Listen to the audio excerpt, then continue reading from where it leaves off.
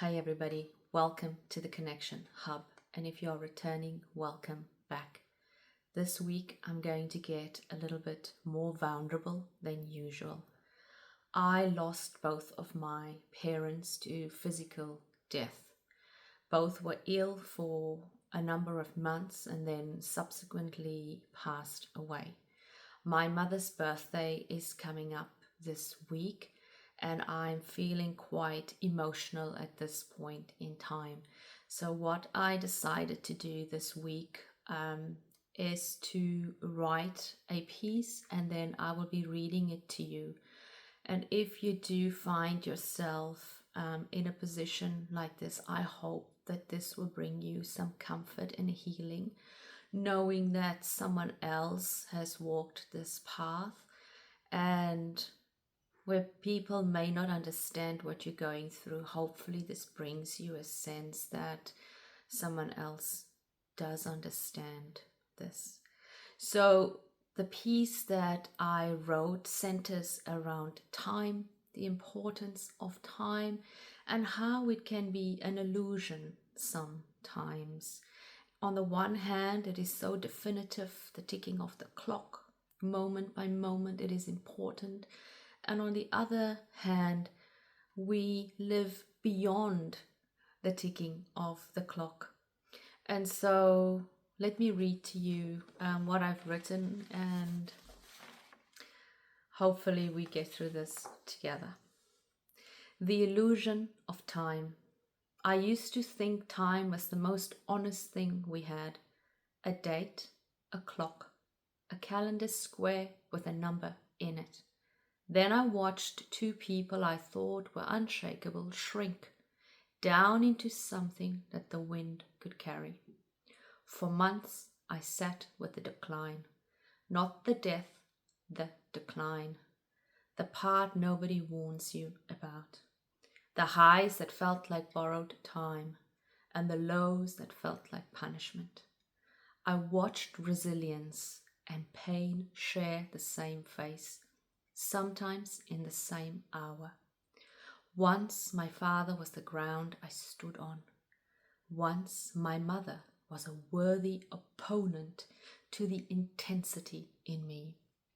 Someone I learned from, not in the traditional sense, but in a way to alchemize the pain and still show up loving and show up vulnerable. Bit by bit, the ground shifted. Her fight softened, and I learned that a person can still be breathing and already be leaving. Then the battle ends and the stillness arrives. But here's what no one tells you. It's not their stillness. It's their body's stillness. Their presence doesn't stop the way the clock stops. It just stops answering. Dialogue becomes monologue. You keep talking, you keep asking, where are you now? Can you hear me? And the silence that comes back isn't absence, it's just a different kind of language you haven't learned to speak yet. Grief doesn't arrive the same way twice. Losing my father was losing groundedness, the nurturing, the deep connection, the thing that held me steady without needing to ask. Losing my mother is different. It's the ache of what remained unresolved, the expectations that were never quite met, the conversation that ran out before we ran out of things to say. Her birthday is coming, and it sits on my chest like a cloudy, overcast day.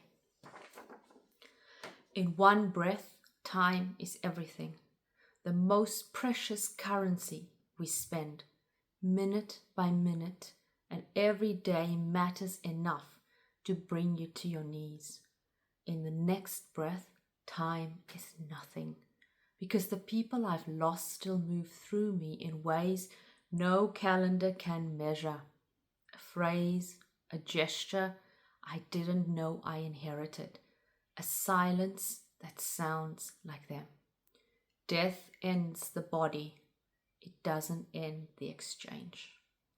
So if you're grieving someone right now, if a birthday, an anniversary, or an ordinary Tuesday is sitting on your chest like a cloudy, overcast day, I know that this is not weakness, it is evidence. Evidence that connection doesn't run on the same clock as the body did. You are not alone in this. This is hard. It's allowed to be hard. And maybe the question isn't how do I let go of the time we had? Maybe it's what form are they taking now? That isn't bound by time at all. Thank you so much for listening. This is part of my healing process as I wrestle with all the different emotions that come up.